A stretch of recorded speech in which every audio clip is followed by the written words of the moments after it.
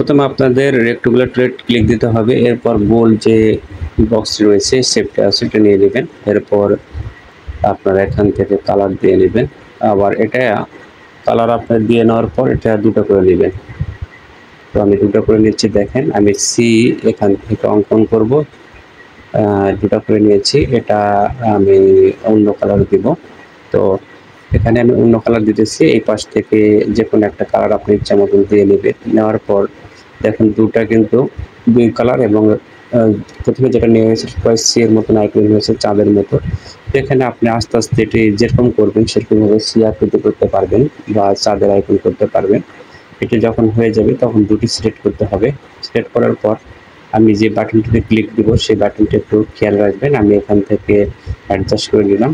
তো এবার সিলেক্ট করার পর দেখুন এখানে এই আইকনটিতে ক্লিক দিবেন। আমি যেটাতে ক্লিক দিচ্ছি জাস্ট এটাতে এই টুলবারে ক্লিক দিবেন। দেওয়ার পর জাস্ট একটু দূর থেকে জাস্ট টেনে নিয়ে আসবেন, ড্র করবেন, তাহলে কিন্তু কেটে যাবে।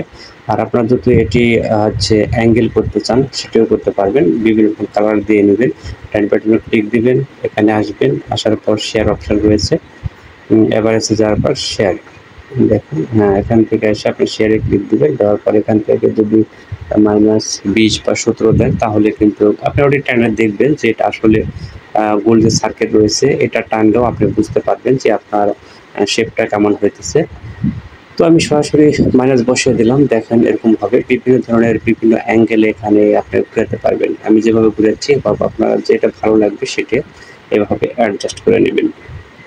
অনেকে কিন্তু এই প্যাথের কাজ জানে না, প্যাথের কাজ না জানলে কিন্তু আপনারা অনেক কিছু তৈরি করতে পারবেন না।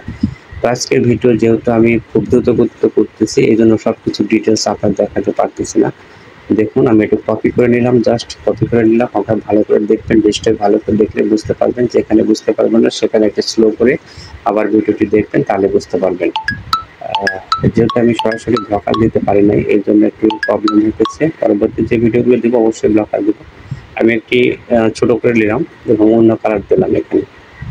এটা অ্যাডজাস্ট করে নেওয়ার জন্য আপনি দুটোটি সিলেক্ট টুল দিয়ে আপনার সাইজ করে নিতে পারেন।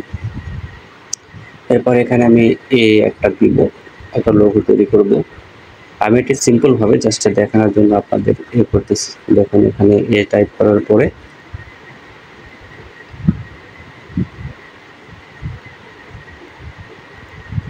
সিলেক্ট করে এটি একটু বড় করতে হবে। আমি বড় করে নিলাম।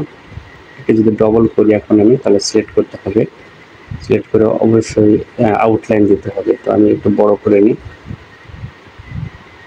বুঝতে পারছেন। একসাথে আউটলাইনের কাজও আপনারা শিখতে পারবেন।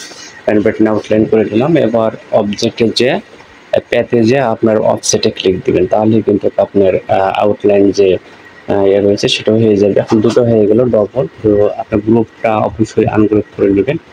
আনগ্রুপ করে নেওয়ার পরে আপনারা জাস্ট কালারটি ধরে দিবেন, এক সাইড থেকে দুটাতে দুই কালার দিবেন, তাহলেই হবে। এই যে আর এখানে গ্রুপ ভাঙে নেয়, গ্রুপটা আনগ্রুপ করতে হবে। করার পর জাস্ট মাঝখানেরটাতে ক্লিক দেওয়ার পরে আপনি যে কালারটি দিবেন সেই কালারটি চলে আসবে। এইভাবে আপনারা সুন্দর সুন্দর প্যাথের মাধ্যমে, আউটলাইনের মাধ্যমে সুন্দর সুন্দর ডিজাইন করতে পারবেন। এরপর অনেক কিছু আপনাদের দেখাবো।